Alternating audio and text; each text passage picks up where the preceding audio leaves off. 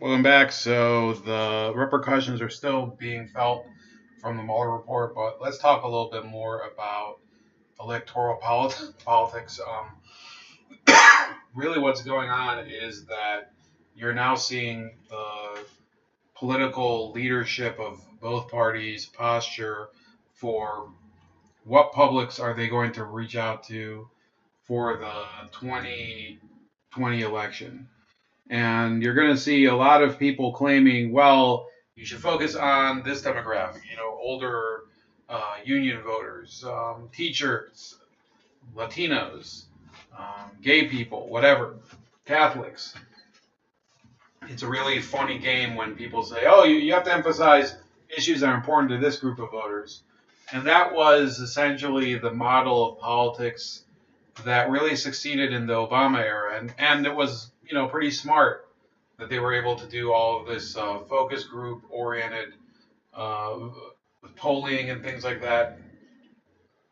And I think it went before Obama. I don't really know if it works anymore, but they published these pieces like this one from April 17th, April 17th in the New York Times saying, I'm the child of immigrants. I'm not giving up on the Republican Party. And this guy who's a staff member for Marco Rubio is making this he says during the run up to the midterm election last year, I saw how the toxic national rhetoric around immigration trickled down to local communities. In Oklahoma's 5th district, where my family is now living, the Republican incumbent Steve Russell ran ads that stoked fears of pipe bomb shootings, migrant caravans, equating migrants with criminals. And so last year, I found myself doing something I never thought I'd do. I gave up my Republican Party affiliation. I not only voted Democrat, but also actively campaigned for Kendra Horn, the first female Democrat elected to Congress from Oklahoma. Miss Horn was an advocate for families like mine. She understood that a pathway to citizenship for dreamers doesn't compromise border security and that millions of taxpayer dollars, blah, blah, blah. A lot of people thought she couldn't win in a deeply conservative state, but what a Republican opponent failed to see and account for is that the state has become increasingly diverse. According to a report by New American Economy, since 2016, Oklahoma's 5th district alone added more than 6,000 Hispanic and Asian American voters and lost more than 2,050 white voters.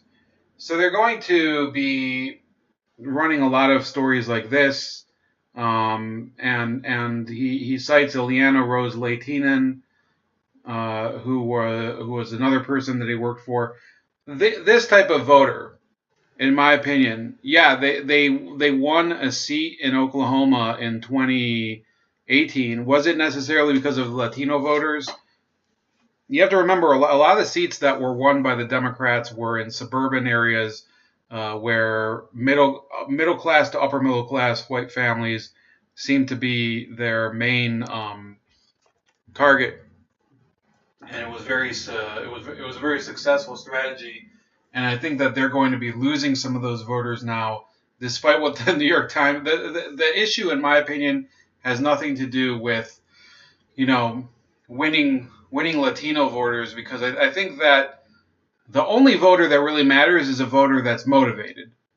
Okay, so during the 2018 election, a lot of the voters that were motivated happened to be in these areas that were suburban and well off, and that's where a lot of these Republicans lost.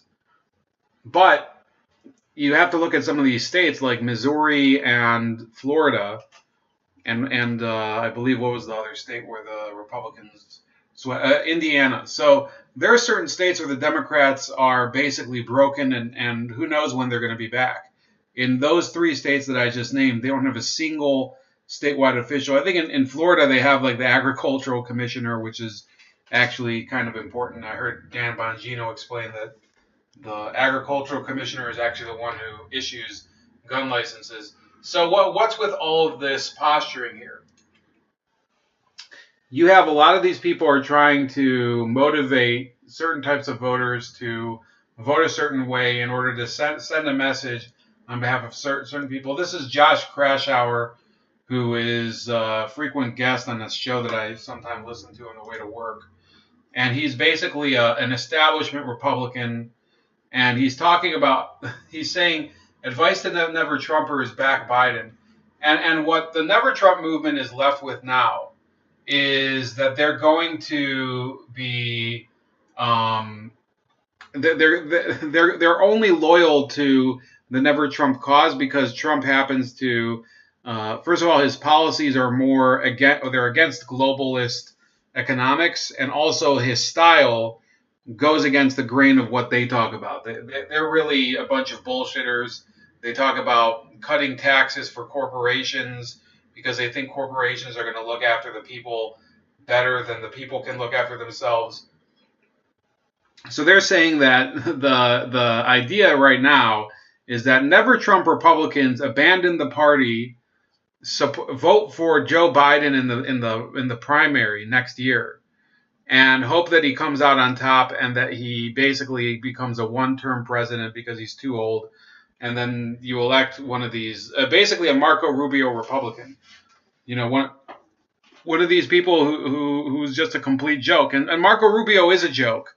And you should never forget that. Once Donald Trump is out of office, one of the first orders of business for those of you that want to instill the values of clean government in the U.S., doesn't matter what party you're in, is to ensure that Marco Rubio or who's the other guy? Of course, Mitt Romney, who's already well past his prime. You know, Ted Cruz, I think he's not as bad as Marco Rubio, but still, those people can never be allowed to win the presidency. You have to have somebody who is committed to dismantling this machinery of corruption in the government, which is bipartisan, the bipartisan machine of corruption. So that would be people, for example, like Tom Massey of Kentucky. You have Rand Paul. There's probably a few people outside of the party too. You know, people who are independent. I wish Tom Woods would run for office. Anyway, moving on. So this idiot is thinking, he says at least 15 Democratic presidential primaries or caucuses are open to Republicans and independents, including in the critical battlegrounds of Illinois, Michigan, Virginia, and Wisconsin. There's plenty of recent history where crossover voters made a big impact in close contests. In 2000, John McCain won the New Hampshire and Michigan primaries over George W. Bush because independents swung in his favor. So that this person he's using, you know, past examples of elections where swing voters came from independents in the primaries. That's not going to work this time. I think Joe Biden can't depend on anti-Trump Republicans to put him over the top. Those people are so... Think of it this way. If you're an anti-Trump Republican, what else does he have to do to get your vote? If you're an anti-Trump Republican and you still consider yourself a conservative. Okay, there are certain things that I think he certainly violated, and they're worthy of criticism. First of all, banning bump stocks. Second of all, continuing some of this intervention in Yemen, the intervention in South America, the fact that he did not succeed in repealing Obamacare. Granted, that's not entirely his fault, but still, the fact that, you know, there's a lot of issues that are wrong with Donald Trump, but why would you risk giving up a lot of the gains under the Trump administration for 4 years of Joe Biden just so what he's saying is, he has this sentence that I read earlier. And it says, short of working within the administration to influence the president's agenda, the clearest option for anti-Trump Republicans would be to ensure that there's at least one mainstream nominee running on the 2020 presidential ballot. That's far from assured, given that Senator Bernie Sanders is looking like a formidable Democratic candidate early on. It says here, a Biden presidency would end the Trump experiment after one term, giving Republicans 4 years to reset their ideological future going forward. Why reset if the Democrats want... This is the problem that I see. These people are committed to... And first of all, when Trump was running, they were bellyaching over, well, if he loses, is he going to endorse the eventual nominee? Now that Trump has won, now that he's basically vanquished all of their stooges within the Republican Party, and vanquish Hillary Clinton, they're loyal to what? Okay, they're loyal to open borders, and they're loyal to an opaque government that can't be held accountable. You know, the intelligence agencies and things like that. If that's what you want to build a movement around, then I don't think that the Democrats, their voters are really interested in that either. That's going to be a problem. The Democrats are seen as embracing these Bush era neocons again. That's not going to attract more people. It'll probably attract even less. So, yeah, the Biden idea is really hilarious. Then there's this piece that I saw from the Federalist from Jonathan Tobin. I'm not a huge fan of his, but he makes a point that is kind of interesting. He says that there are no moderate Democratic presidential candidates for 2020, and this is he's speaking as somebody who's saying, well, this is pending Joe Biden's entrance into the race. Remember, Joe Biden still hasn't declared his candidacy. Other possible candidates that may or may not run, and I doubt some of these, but let's say Andrew Cuomo, Bill de Blasio, those guys don't have any chance of winning. And then he goes into some of the candidates, and of course, there are some of these people who I wouldn't say that they're really ideologically sound. They don't really have. They're very corporatist when it comes to their own bottom line. You have Beto O'Rourke, who has a super PAC that claims that you're not taking money from super PACs. You have Mayor Buttigieg, who is, one day he's extolling the virtues of capitalism, and the other he's saying, well, conservatism is a problem because it won the values war. And then there's Kamala Harris, who's just a complete and utter mess. With she was putting parents in jail for truancy and things. So yeah, they're not only are these people not moderates. Okay, that in some ways they're progressive by virtue of things that they say, and in other ways they're progressive in by virtue of the things that they do.